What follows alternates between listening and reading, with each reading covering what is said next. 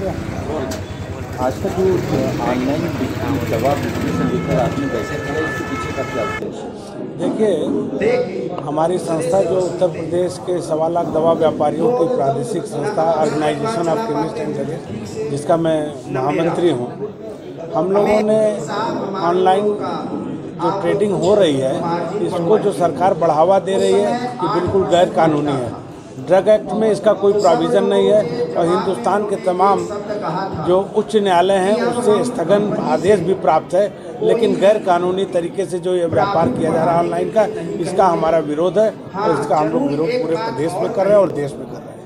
मोदी सरकार ने इस ऑनलाइन व्यवस्था को तो अच्छा बताया है। देखिए, मोदी जी अगर ऑनलाइन, वो देश के प्रधानमंत्री हैं, उन पर कोई बात टिप्पणी करना है अच्छी वो बात तो नहीं है, किंतु अगर न्यायालय से बढ़ के कोई नहीं है, अगर कानून में ये व्यवस्था नहीं दी गई है तो वो काम गैर कानूनी है। मैं इतना आपसे कहना चाहता हूँ। जो संस्था तो जैसा बता रहे हैं कानूनी है, ये कानून से तो क्या ये कानूनी राय या कानूनी उसमें जो है कि नोटिस वगैरह या कुछ इस टाइप का नहीं, कानून से मदद ली जाए कि इसको? मैंने आपसे बताया कि अभी देश के तमाम उच्च न्यायालय, दिल्ली हाईकोर्ट से मद्रास और दिल्ली हाईकोर्ट का स्थगन आदेश भी प्राप्त है और इस पर कार्रवाई भी चल रही है। हमारी जो अखिल भारतीय संस्था जिसके 9.5 लाख सदस्य हैं, all India organisation of chemist and druggist, इसकी एक बहुत बड़ी मुहिम चली थी।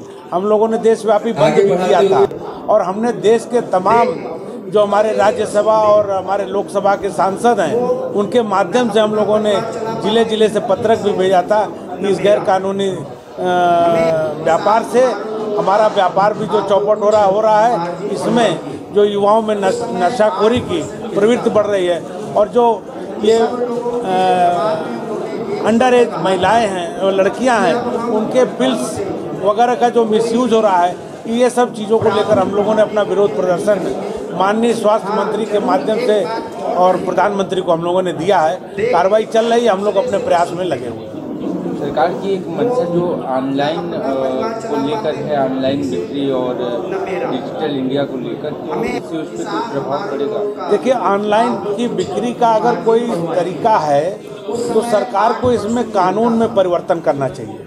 अगर कानून में ऐसी व्यवस्था नहीं है, दवा कोई ऐसी चीज़ नहीं है कि हम आपको लिखे और आपके माध्यम तक, देखिए दवाओं की स्टोरेज व्यवस्था, दवाओं का रख रखाव, आप जब हम लाइसेंस प्राप्त करते हैं तो उसमें तमाम मानक लिखा रहता है, उस मानक को हम पूरा करते हैं तब हमें ड्रग लाइसेंस मिलता है। दुकान की चौहद्दी देनी पड़ती है, दुकान में जो दवाएं किस डिग्री पर कितने टेम्परेचर पर मेंटेन करना, उसकी व्यवस्था दी गई है। लेकिन क्या जो ये दवाएं बाहर से आ रही हैं ऑनलाइन, ये कई दिन तक गाड़ियों में पड़ी रहती हैं, तो वो दवाओं की गुणवत्ता उससे नहीं बनी रहेगी और वो दवाएं खराब हो जाती हैं। सब लोगों के जवाब में उन्होंने एक शब्द कहा था कि हम लोग की बराबर सरकार से यही मांग है और आज भी हम लोग ये मांग कर रहे हैं कि ये जो गैर कानूनी व्यापार ऑनलाइन का चल रहा है इसको तत्काल बंद किया जाए।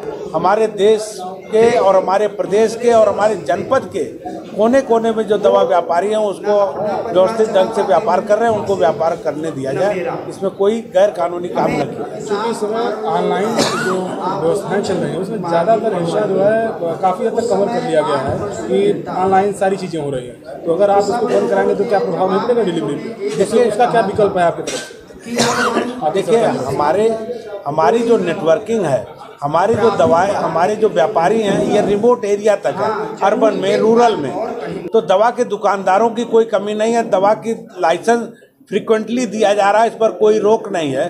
तो आज भी आपसे मैं बताना चाहूँगा कि ऑनलाइन का ये जो व्यापार है ये बहुत ही छोटा इसका अंश है। ज़्यादातर व्यापार आज भी हमारा केमिस्ट ही साथी कर रहे हैं। तो ऐसे में हमारा रिप्लेसमेंट ऑनलाइन के बाद नहीं है।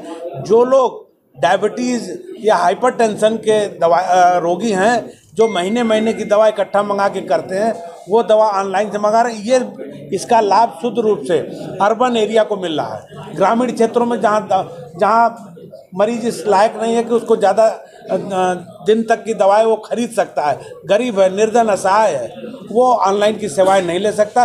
और आज संचार माध्यम हमारे ग्रामीण अंचल तक इतना पर्याप्त नहीं है कि वो ऑनलाइन की सुविधा ले सके, और ना ही ये जो ऑनलाइन ट्रेडिंग कर रहे हैं इनकी सुविधाएं उस ग्रामीण अंचल तक है।